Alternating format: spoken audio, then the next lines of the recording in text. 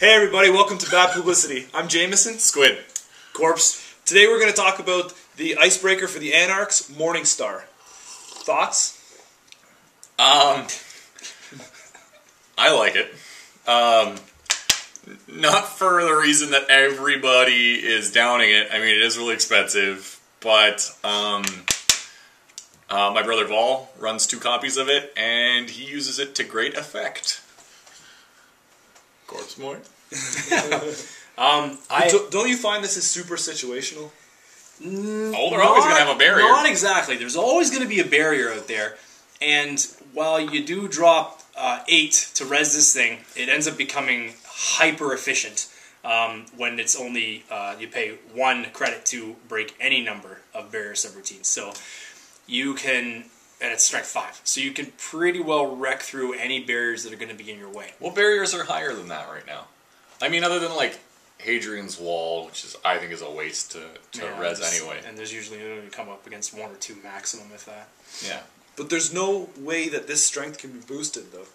No. There is a way. Yeah, tons of ways. You don't have to increase the strength if every other card in your deck reduces the strength of ice. Bears, yeah. So. Also, too, the, what's that one fella? That Hosbioroid card. That outside help or whatever that one is, outside consultant. And you pay X and it makes all ice in that server. Corporate troubleshooter. Yeah, that card right there could level the playing field there as well. Yeah, but really, what are you worried about a barrier doing to you? Nothing. Yeah. If you hit a barrier, you hit a barrier. Yeah. It's not a big deal. But with this thing, you can at least power through it. You blow right through it. You blow right through it. I know that every friggin' time, it's these 3 ice that just ruin my day playing Genteki. And it's all of the stupid ice that they pay so little for, and they get such a good effect. Icebreaker, he means. Because they get Mimic in there, which just screws my neural katanas, and then this thing makes me not even want to play Wall of Thorns. It makes me cringe every time I draw it, because I'm paying $8 to put it out once, and they're paying $8 and then $1 every turn to blow through it, ruin it. The only card that I think counters this card is Ice Wall, because now they're paying $9 to break something from level 1. That's where the downside is. Yeah, that's the downside. So if they're throwing out barriers that are not good barriers, well, they're good, just not strong barriers, then you're paying a lot of money for almost nothing. You could have got away with a lot less, right? That's the other side of the coin. But those ones you just parasite. I'm not happy with the MU cost on this. I do think 2 MU. I don't think 2 seems too high. 2 does seem too high. Especially with the Anarchs, though. I feel like they don't have the room. Yeah, no, that's really fair. I mean, yeah, that's kind of what, I mean, I don't know how everybody else builds a rig, but I kind of take what I would like to have at the end of the day, and then just kind of put that much MU in anyway. I don't know, I think with Jin and what's that new thing that gives you, the chip that gives you the +1 link and +1 MU for 2, is that colorless card? Either way, I think that shores it up a lot.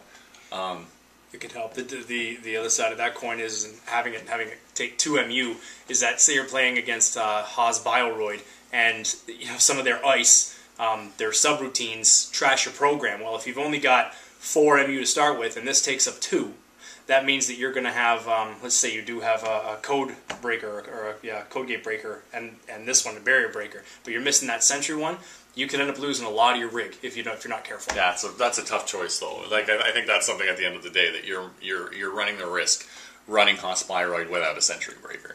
Because the main bite of anything is going to come from sentry destroyers and sentry APs, I think, or AP. What would you do in a situation where you're playing against a runner that has Morningstar out? I would stop playing my ice, personally, because my brother runs 2 of each of these things that can't be increased, and they just ruin my day.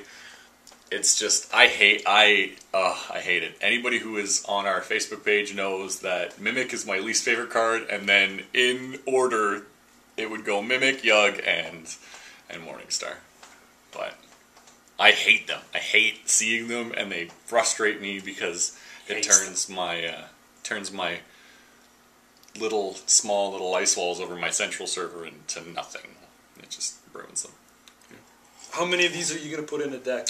If I got an Anarch deck on the go, I'm probably putting 2 of these in, myself personally, because there is, if you're careful and you've played your cards right, you can make this work to great advantage. Because while the cost is high initially, you got to look at momentum of the game, and if you have this thing out relatively early and you have a way to increase your link by 1 to ensure that you're going to get 1 of each of the 3 breakers out, you're going to be sitting in pretty good position there, because you don't have to worry about increasing strength too much over anything with a strength 5 icebreaker. Yeah, you got to think of it like an investment. Like it's really hard to just go, okay. It's hard to tell how many times you're going to need a barrier breaker. You know what I mean? And especially the issue that I find is people will play these things too early, which will just make people not res their barriers, because there's no real point at the end of the day, right? Yeah. So you have to be playing a very aggressive game to make this worth it, because you want to expose as much ice as possible, making them pay for it, and then you want to bring this down to make them hate themselves for rezzing all of those barriers that did nothing to you when you ran against them, so there was no downside to them, and then you just jump on them. It's the same strategy that I have with Sneak Door Beta. Yeah. Make them res everything. I mean, I could play Sneak Door Beta first and let them ice their graveyard up, but I'm not going to do that. I'm going to put a lot of pressure on their central servers, and then go, bam, now run at you, right? Yeah. So that's how I think the best way to run this is. This card here, it's an Anarch card, but I have a problem with it being in the Anarch deck. I don't think if I was an Anarch, I would be all over this card just because of the MU cost. I love this in a Shaper deck, but the problem is the splash value is ridiculous. Ridiculous. Too high. I don't understand where that 4 splash comes from. It was to make you angry. Yeah. Richard Garfield wrote this down. He said, I'm going to get that right now. I don't think Garfield made that card, but... No, he did. He personally did. He stamped that card? Yeah, he was on the John. He thought it out. We got this straight out of Richard Garfield's printer. I would love that in my Sharper deck. Sharpers? Sharper? Really? Have you played the game before? We're not retaking now. We're already way in. Yeah, this is take 3 so far. Shapers. Yeah, we're working on take 3. Yeah, I wouldn't splash. I wouldn't splash that in anything other than an Anarch. I think it works really, really well in the Anarch deck, primarily because you do have Yug and Mimic, and if you base your deck around Yug and Mimic, then you're gonna Yug 0.0. Then you're running Data Sucker, you're running Parasites, and then all of the inherent weaknesses of that card are just gone. Then it comes down to straight playstyle. And we talked about how really low barrier ice is really going to stop you or really put a damper on your day when you know you have to drop 9 to break a simple ice wall. But that's what Parasite's for. We all know that. You drop Parasite, you kill it, and you just make consistent runs. Lest we forget Corroder. Corroder's a barrier breaker too, right? Yeah, Corroder is... It's hyper efficient. The best barrier breaker, but if you're running... That's just the best barrier breaker on its own. We're talking splash wise. Like if you're going to splash a barrier breaker, you're taking Corroder. You're not gonna take this thing because this thing's going to eat up your splash points in no time. Perfect. So, final thoughts and rating. I don't like this card at all. Out of 7, I'd probably give it a 2. It's just not my cup of tea. Corroder is far better. Like a far better barrier breaker. Corroder is easily my favorite barrier breaker in the game.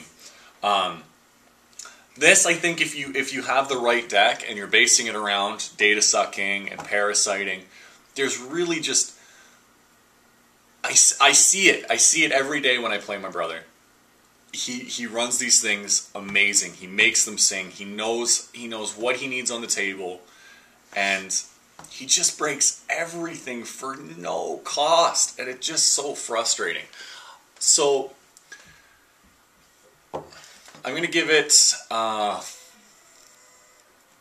4, I think. 4, yeah, I think I'm going to give it a 4.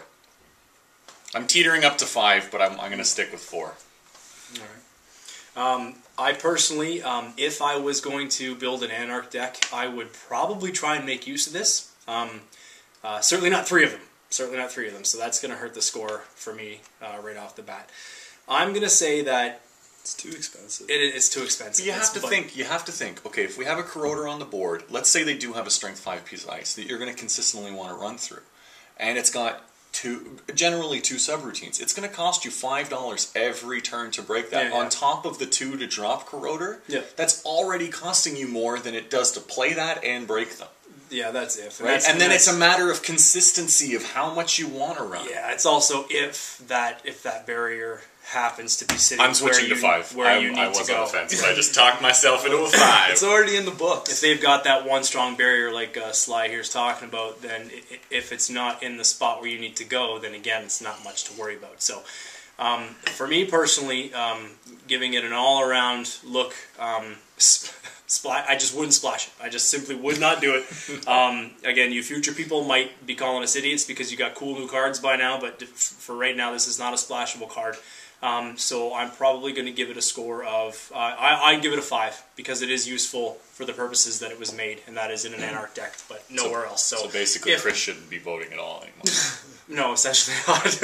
But if this was like comment below. Splash 2, better. It's, it turns itself into a 6 at that point. But nope. If it was a lower splash value, that would change my rating in a second. Like right to 7. No. So we know he scores now. From 2 to 7. Yeah, it goes from 2 to 7 just with the splash value. If the splash value was dropped, I could put it as a 4. What would it have to be? What would the splash have to be? 'Cause I'm thinking that 2 is still, or 3 is still really high for it. 2 would be fine. 2, if it was 2, I could deal with it. It's powerful, and it really doesn't feel like it should be out of action. We're going to end on that note. Alright everyone, so just tell us what you think in the comments below. Like and subscribe. Thumbs up, and we'll catch you next time.